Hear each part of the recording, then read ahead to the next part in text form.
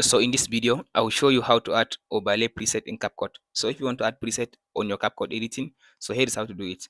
After you open the CapCut like this now, so there is two methods to follow. So the first method, you can use your own.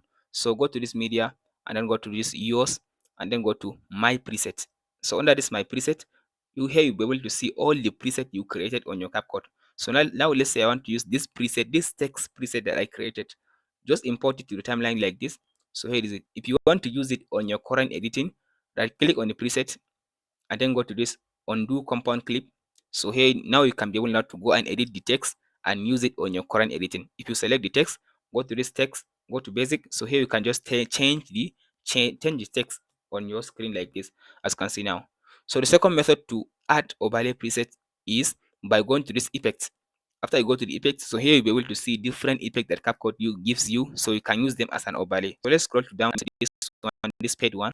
So if I just drag it like this on my timeline, so now I add this preset as an overlay to my editing. So as you can see now before, if I play my video, any motion, but if I add this preset, so at the beginning of my video there is pet. So let's play the video. As you can see now, so there's pet in the video because I add this as an overlay to my editing, and that's it. Hope this video helps. Be sure to like and subscribe.